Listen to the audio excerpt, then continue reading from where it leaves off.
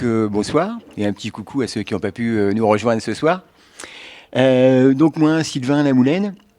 Alors j'ai rencontré moi Cœur de Vannes, on a commencé à travailler il y a 3 ans maintenant sur Vannes. Donc je suis freelance indépendant, je travaille avec un photographe agréé Google depuis 5 ans, 2012, où on réalise des visites virtuelles pour les commerces, les établissements, les hôtels, les campings, parce que les gens sont de plus en plus curieux aujourd'hui et on parlait de vidéo, mais la photo ou la visite virtuelle, c'est aussi une manière de présenter son établissement. Donc je fais ça depuis 4-5 ans. J'ai monté une structure, je suis originaire de Quimper, voilà. Et donc on est 6 dans une structure pour faire tout ce qui est site web, référencement naturel, site e-commerce évidemment, application mobile, on fait de l'hébergement, gestion de nom de domaine, ce genre de choses. Voilà. Donc on a 3 développeurs et 2 graphistes. Et parce que j'aime ça, je suis en train de monter un blog, parce qu'en fait, il y a énormément d'informations qui circulent sur le web. Moi, j'en lis tous les matins, c'est ma revue de presse, hein.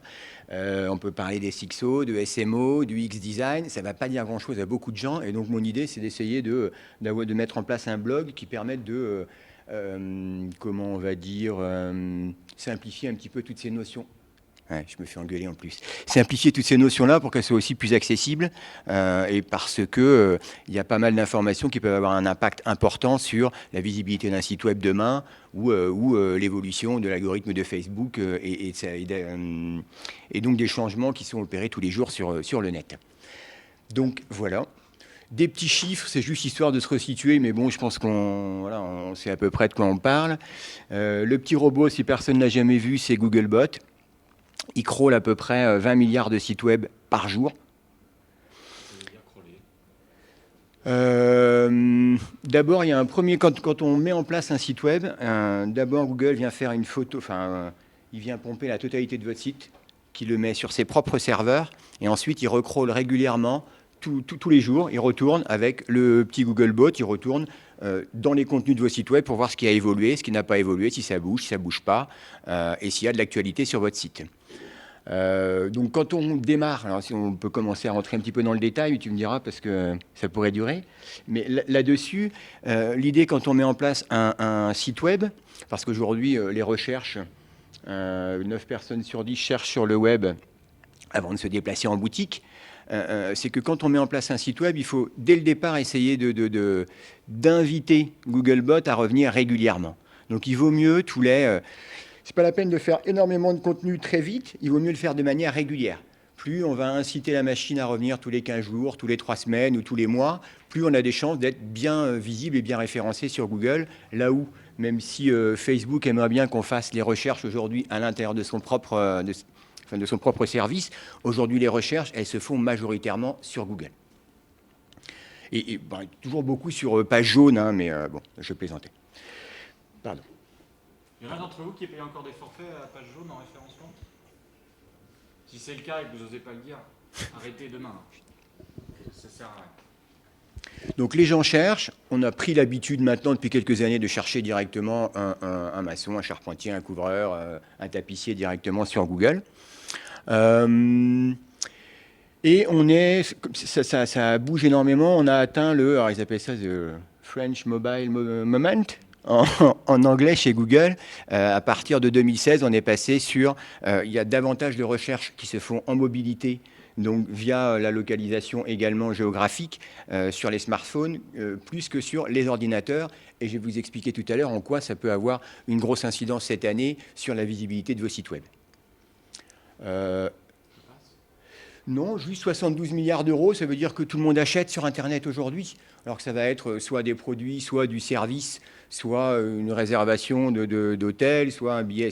Voilà, aujourd'hui, c'est vraiment rentré dans les mœurs, c'est 36 millions d'acheteurs en 2016, et ça va continuer à se développer, évidemment. Donc, c'est un canal de distribution pour développer son activité qui est évidemment importante. Voilà.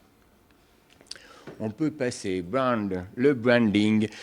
Ça vaut, enfin, je me présente là pour le web, mais ça vaut pareil quand on fait du street ou quand on fait de la com, quand on fait une vidéo. Ce qui est extrêmement important, avec 20 milliards de sites web, vous vous doutez bien que tout existe, tout a été dit, tout a été présenté, mais que il y a énormément de sites e-commerce qui vendent tous les jours, mais dans les centres-villes, on va dire qu'il y a aussi plein de gens qui font des choses différentes qu'on ne trouve pas ailleurs. Et c'est pas parce que il y a des grandes surfaces à droite, à gauche, des évolutions dans le commerce que vous ne tirez pas votre épingle du jeu. C'est qu'au final, il y a des gens qui préfèrent venir en centre-ville. Toute la question, quand on veut exister sur Internet, c'est de savoir comment est-ce qu'on fait pour être au plus proche de ce que l'on est. Quelles sont ses valeurs, qu'est-ce qu'on défend, qu'est-ce qui est différent chez nous, qu'est-ce qu'on peut apporter, qu'est-ce qu'on fait de différent, quels sont les services que l'on propose que d'autres ne proposeraient pas pour pouvoir avoir ce que j'appelle une identité forte, c'est ce qui s'appelle en marketing le branding. Je le dis bien là, hein, pas mal. Mais en tout cas, plus on a une identité forte sur les réseaux, proche de ce que l'on est, de ses différences et de ce qu'on peut apporter à ses clients, puis on augmente sa visibilité parce que c'est ce qui permet aussi, en fonction de ce que l'on souhaite dire, d'utiliser plutôt tel outil que tel autre. On peut utiliser la vidéo. Voilà. Après, on va adapter aussi en fonction de ce que l'on veut dire les types de supports que l'on pourrait être amené à utiliser. Alors, j'en ai mis 4 grands principaux, mais évidemment, en quelques minutes, c'est difficile de résumer le web, hein, mais le premier, c'est quand même de faire du référencement. Alors SEO, ça veut dire Search Engine Optimization. C'est le travail des référenceurs pour optimiser les pages web, pour être bien référencés et que les algorithmes de Google vous positionnent correctement. On va dire l'objectif, c'est d'être, si possible, dans les 3 premiers résultats. Les 3 premiers résultats de Google, si on enlève ce qui est acheté, les annonces, les résultats organiques, naturels, c'est 50% des clics sur une page. Et le premier résultat, c'est 50% de ces 50%-là. Donc, un quart des clics sur une page web, sur une recherche naturelle, c'est le premier résultat. D'où la nécessité de travailler intelligemment, même si on peut travailler Facebook et plein d'autres choses, mais de travailler aussi son référencement naturel. C'est un peu plus long, mais par contre, ça paye. Et c'est effectivement rentable. Donc, le référencement, les réseaux sociaux, alors on en a aussi parlé. C'est évident que si on peut faire du viral et sur une vidéo, il ne faut pas hésiter à s'en servir. Et je vais vous expliquer de quelle façon on peut améliorer son référencement SEO par les réseaux sociaux également. L'achat publicitaire, donc on peut booster sur Facebook, on peut le faire évidemment sur AdWords, donc directement sur Google, dans les annonces qui sont en haut. Alors il y a plusieurs manière de faire l'achat publicitaire via l'AdWords. Soit on va l'utiliser toute l'année, si on est, on va dire, sur ce qu'ils appellent ce qu'on peut appeler des requêtes froides, c'est-à-dire toute l'année ça marche. Voilà. Et sur des requêtes chaudes, on peut le faire sur 3 mois, sur 4 mois, en fonction de son activité, de ses produits ou de ses services. Ça veut dire que si on est à la fête des mères, les fleuristes peuvent éventuellement faire de l'AdWords sur 1 mois, quelques semaines avant, histoire de booster leur activité. Si on sait qu'on a une activité qui est vraiment très très forte, octobre, novembre par exemple, ou novembre, décembre, janvier avec les soldes, on peut aussi augmenter sa visibilité ponctuellement. Et ça permet de booster parce que le référencement naturel, ce n'est pas toujours aussi rapide qu'on pourrait le souhaiter. En tout cas, ça fait partie des moyens pour être vu sur les réseaux. Et votre point de vente, qui est aussi et qui peut être aussi un moyen d'exister sur le web. Je rencontre régulièrement, parce qu'on fait des visites virtuelles, beaucoup de commerces. Il y a encore plein de gens qui hésitent à faire circuler le fait qu'ils sont sur les réseaux sociaux, qu'ils sont sur Instagram, qu'ils sont ailleurs. Or, si on fait le calcul, si vous avez 20 personnes qui passent, ou mettons 10, admettons 10 personnes qui viennent dans votre point de vente chaque jour, sur une semaine, si vous travaillez 5 jours, je vais travailler en ça fait un peu plus de 200 personnes par mois. Sur une année, ça en fait plus de 2200. S'il n'y a qu'une seule ou 2 personnes qui acceptent de vous suivre sur 10, c'est 300 ou 400 personnes qui vous suivent. Donc, logiquement, ça commence aussi là, en tout cas dans le commerce local, c'est de pouvoir dire aux gens, écoutez, n'hésitez pas à nous suivre sur les réseaux sociaux, on met régulièrement un jour de l'information, on met de la vidéo, on met des conseils, on va parler de nos fournisseurs, on met à jour nos actus, nos promos et ainsi de suite. Et à ce moment-là, on peut se servir de ce point de vente pour commencer à mettre en place sa stratégie sur le web.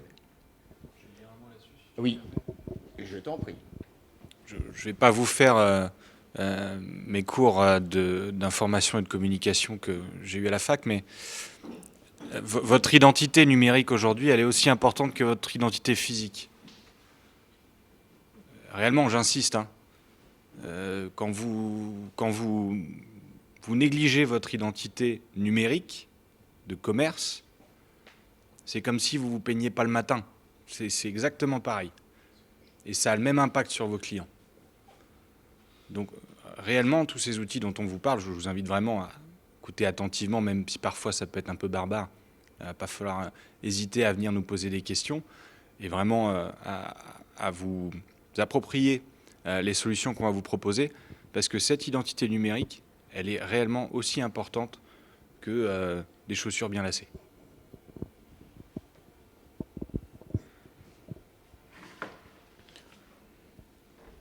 Qu'est-ce que j'ai dit après?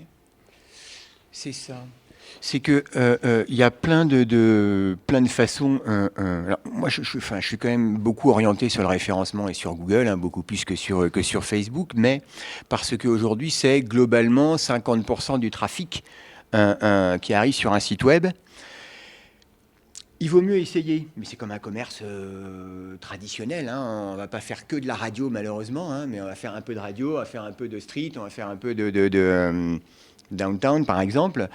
Sur le web, c'est pareil, on essaye d'équilibrer quand même sa manière de faire. Ce serait dangereux d'avoir un trafic qui ne vient que de Google. Il y a des boîtes qui ont eu des soucis avec ça, jusqu'à 80-90% de trafic organique. Il y a à peu près 1600 changements d'algorithme chaque année chez Google. Alors des petits à la marge, mais il y en a en règle générale entre 3 et 4 chaque année qui peuvent avoir un impact vraiment, vraiment fort. Il y en a 2 qui arrivent, je vais vous en parler après. Donc, en règle générale, ce qui est équilibré, c'est d'avoir entre 45 et 50% de trafic naturel, de travailler évidemment, alors le point de vente, on vient d'en parler à l'instant, les réseaux sociaux, si on peut faire le buzz, encore mieux. Et puis l'AdWords, alors que ce soit de l'AdWords ou que ce soit de l'achat sur Facebook, on va dire de l'achat qui permet d'être sûr d'avoir toujours un trafic à peu près équilibré et sans prendre trop de risques. Voilà. Je ne veux pas rentrer plus que ça dans les détails là-dessus. Alors ça, je disais, le SEO, c'est l'art et la manière de positionner un site web. Alors il y a la première partie, le référencement technique, c'est du jargon hein, technique. Le site doit être, Google, ça reste des machines. Donc, il faut lui fournir un contenu qui soit adapté, qui puisse vous lire et vous indexer intelligemment, correctement. Ça doit être bien structuré, les photos doivent être bien nommées. Je ne rentre pas dans le détail technique. Tous les prestataires aujourd'hui qui, normalement, font du référencement comme il faut, doivent pouvoir vous donner ça. Ce qui est important, c'est, on a beaucoup entendu parler de mots-clés. Quand on va faire de l'achat d'espace, on va acheter du mot-clé, hein, chaussures à vannes par exemple. Par contre, aujourd'hui, comme il y a une dose d'intelligence artificielle voilà, chez Google, aujourd'hui, il indexe bien davantage, il indexe moins des pages et des mots que ce qu'on va... Je ne sais pas comment je vais faire, tu peux me le tenir? C'est pour faire un cocon sémantique. C'est-à-dire que... Tu as vu ça? Mais c'est le soir un peu, cette heure-ci, ça va un peu. Mais ça veut dire que si on... Alors je vais prendre un exemple de, je sais pas, si on vend des chaussures, on va plutôt construire son site web en vendant, on va parler de chaussures, on peut les avoir pour les hommes, pour les femmes, pour les enfants, pour les petites filles, pour les petits garçons. On va avoir des chaussures en cuir, on va avoir des chaussures en tissu, et ainsi de suite. On va pouvoir avoir les lacets, les semelles, enfin... Et plus le cocon sémantique, plus tout ce qui tourne autour de votre domaine d'activité est... Alors je vais encore faire des gestes, hein, il est large et profond. C'est-à-dire qu'on a beaucoup de contenu, plus on a de chances d'être hyper bien référencé. Sur Google, la base, c'est le contenu, le contenu, le contenu. Maintenant, par rapport à il y a quelques années, quoi? Qu'est-ce qu'il y a? Non, c'est parti, c'est ça. Donc c'est important de parler à Google. Il faut parler à Google, c'est ça. Non, mais en même temps, alors quand on parle de contenu, j'allais y venir parce que tu m'as coupé, c'est qu'il ne s'agit pas de faire du contenu pour Google, il s'agit de faire du contenu qui soit pertinent. Parce que quand on arrive sur votre site web, les gens lisent Hein, on va peut-être vous découvrir par une page Facebook, par autre chose, mais quand on veut en savoir plus, on va cliquer sur le petit lien, on va venir sur votre site web pour voir de quelle façon vous parlez de vous, voir qui vous êtes, quelle est votre histoire, et il faut que le contenu soit pertinent. Google analyse aussi le temps qu'on va passer sur votre page. Donc si vous faites venir les gens sur votre site web, que votre contenu n'est pas intéressant et que les gens partent aussi sec, vous ne gagnez pas en visibilité sur Google. Donc il faut que ce soit pertinent, que les gens restent. Voilà. Donc il ne s'agit pas de faire du contenu pour faire du contenu. Il s'agit d'avoir, et pour rencontrer plein d'entreprises et de commerces, voilà, tous les jours, pour faire du rédactionnel et faire du référencement, on s'aperçoit que quand on creuse, c'est globalement sans fin. On peut parler d'une entreprise, il y a plein de choses à dire, même si nous, ou vous avez l'impression que c'est pas si intéressant que ça, finalement, ça peut l'être quand même, et il y a toujours des choses à dire, à raconter sur la vie d'une entreprise ou d'un commerce. Les backlinks, parce que je ne vais pas rentrer plus que ça dans le détail, même si déjà un peu sur le cocon, mais les backlinks, c'est que quand l'algorithme de Google a démarré, donc 97, 98, je ne sais plus dans ces eaux-là, ils ont considéré que plus il y avait de liens qui arrivaient vers un site web, plus ce site web devait être référent sur tel ou tel sujet. Et c'est toujours le cas aujourd'hui. Ce qui veut dire que pour gagner en visibilité sur Google, plus on a des backlinks, alors toujours de qualité, hein, chez Google, c'est toujours de qualité, on va avoir si vous avez, vous, dans d'autres villes, des amis qui feront la même chose que vous, si ils mettent un lien vers votre site web, c'est bon pour vos affaires. Si vous avez écrit un article de blog ou si vous avez une vidéo qui est référencée chez Cœur de Van et que Cœur de Van fait un lien vers votre site web, c'est bon pour vos affaires, et ainsi de suite. Et puis on fait une maillage avec des liens externes de qualité, parce qu'il y a eu aussi, je ne vais pas rentrer là-dedans, il y a eu des fermes de backlinks où les gens construisaient de manière... je cherche le terme et je ne le trouve pas. Exactement, de manière artificielle, des liens externes. Ça ne fonctionne plus aujourd'hui. Google et ses algorithmes s'en rendent compte. Voilà. Peut-être que c'est pas jaune à un moment pour vendre du référencement. Chut, on n'est pas comme ça ici. Hein. On est à Vannes, chez Cœur des Vannes, on n'est pas comme ça. 2018, le référencement, deux grosses nouveautés. Et je vais quand même en parler pour ceux qui ont déjà des sites web, qui sont déjà équipés et deux choses. Le mobile first, c'est que comme on est passé à plus de 50% de référencement, enfin de recherche sur le web, sur les tablettes ou les smartphones, avant Google allait sur votre ordinateur, un Mac, un PC, et il analysait votre contenu. Et puis après, il vous classait en fonction de est-ce que votre site est responsive et ainsi de suite. Aujourd'hui, c'est l'inverse. Aujourd'hui, il commence par aller sur votre site web tel qu'il est sur le mobile, et après, il vous classe. Donc ça veut dire qu'il commence d'abord par le mobile. Donc, pour les gens qui n'auraient pas de site web responsive ou qui n'auraient pas fait attention au poids d'une photo, d'une vidéo ou du contenu ou de l'arborescence de leur site web sur mobile, ça pourrait être dangereux. Ça va pas, vous n'allez pas déclasser comme ça. Par contre, petit à petit, les gens qui, eux, ont fait davantage d'efforts sur la manière dont on navigue sur leur mobile, ils passeront devant vous. Ça va faire partie des gros points cette année pour le référencement Google. Et le deuxième, c'est le HTTPS.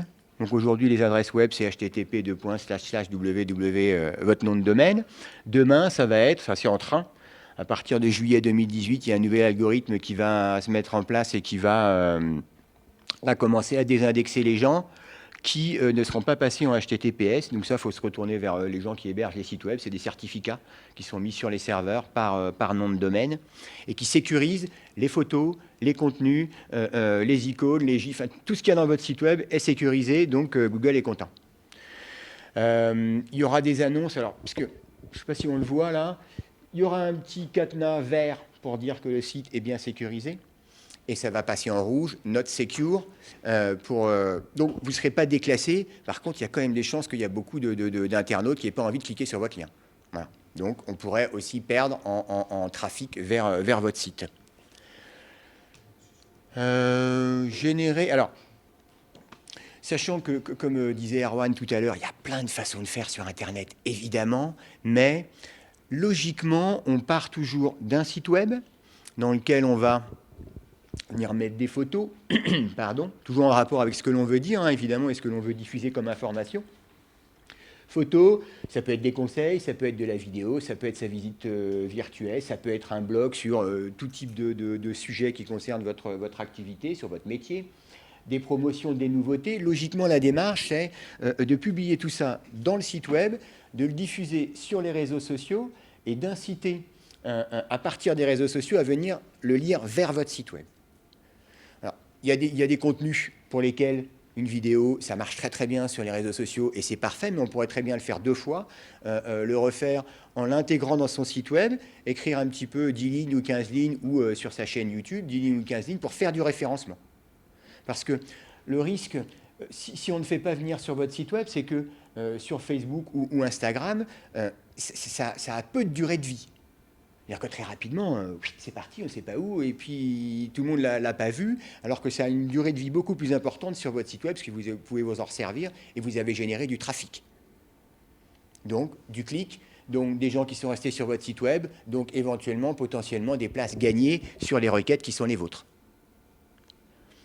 Et puis, voilà, après, pour faire venir en boutique, mais à partir de la boutique, l'idée, c'est toujours d'essayer d'inciter les gens à venir vous suivre, évidemment, sur les réseaux que vous avez choisis, en fonction aussi de votre personnalité, de ce que vous aimez diffuser comme information. Tout ne s'adapte pas à tout le monde, évidemment. Voilà. Mais dans le principe, on doit pouvoir faire une boucle comme ça. À chacun. Alors, comme il y a... c'est très différent. J'ai essayé de représenter 4 sites web, on va dire.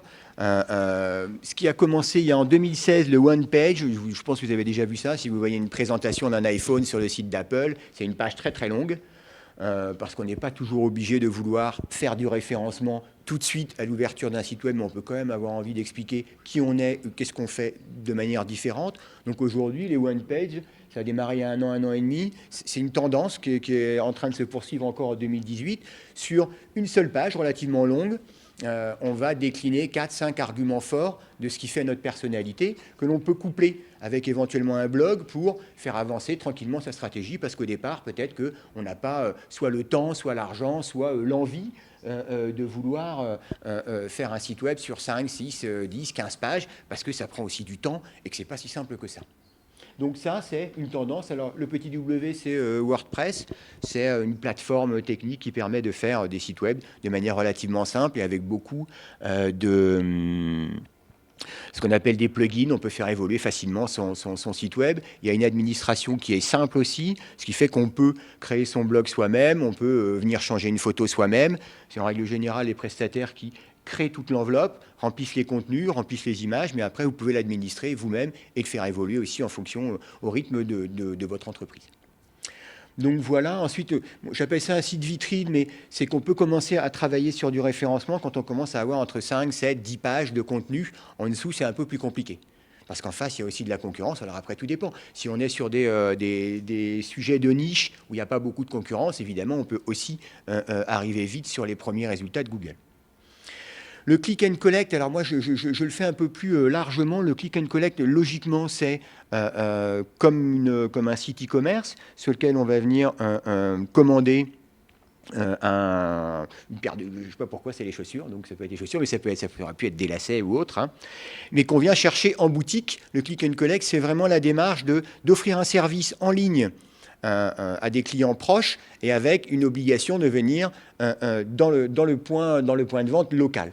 Ça pourrait très bien, c'est pour ça que j'ai mis le petit API, je vais y revenir, ça pourrait très bien être de la réservation en ligne. Je suis coiffeur, j'ai mon logiciel de CRM là où je gère mes rendez-vous. Je peux très bien, alors l'API, je ne sais même plus ce que ça veut dire. Bref, c'est des petits connects, c'est des logiciels qui permettent de faire la liaison entre votre CRM interne et éventuellement une plateforme web. Donc pour ça, il faut avoir des développeurs et faire la jonction entre les deux. Mais on peut très bien, on est tous aujourd'hui, on aime le service, hein. Donc moi, je ne sais pas, il est minuit et puis je me dis, il est vraiment temps d'y aller. Je peux réserver en ligne. Ça se met, hein? Non, en plus c'est vrai qu'il est temps. Ouais. Non, c'est qu'il est vraiment temps d'y aller par contre. Hein. Et donc on peut très bien... Alors après c'est sans fin, hein, mais on peut très bien imaginer pouvoir réserver en ligne son rendez-vous chez le coiffeur, voire même payer, hein, pourquoi pas. Ce qui fait que quand... Hein? Ça se fait déjà. Oui, oui. Et on peut... et à ce moment-là, quand on vient, on n'a plus que... eh ben, qu'à prendre du plaisir à se faire couper les cheveux, et il n'y a plus de notion d'argent. Voilà. Ça peut s'imaginer et se décliner sur tout type d'entreprise à partir du moment où on a un service. Ça pourrait être du devis en ligne extrêmement précis. Si on a des logiciels qui permettent de faire du devis précis, on peut très bien l'externaliser en partie pour donner une approche et un devis pour un client de manière extrêmement précise. Mais ensuite, pour valider, il faut qu'il vienne évidemment en boutique. C'est une manière aussi, en créant du service comme ça, de faire venir les gens jusque chez vous et de se différencier, évidemment. Et après, la vente en ligne. Alors, la vente en ligne, on a dit que c'était 72 milliards d'euros de chiffre d'affaires cette année. Là, j'ai juste référencé deux plateformes. Quand on veut faire de la vente en ligne pure, pas forcément locale, il faut... Alors, c'est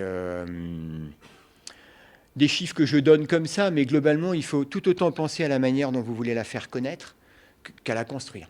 C'est-à-dire que c'est quasiment le moitié du budget pour faire connaître sa boutique en ligne.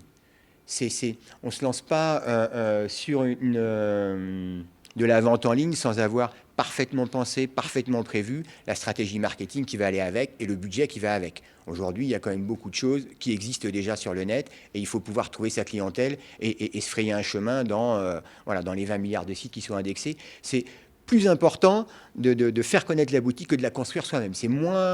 C'est plus facile aujourd'hui de construire une boutique que de la faire exister. Voilà, ça c'est vraiment quelque chose qui est important. PrestaShop, c'est une société française.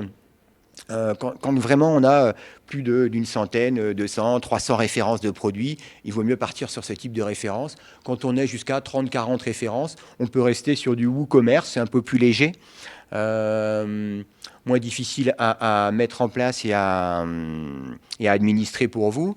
En fait, c'est la plateforme e-commerce de WordPress.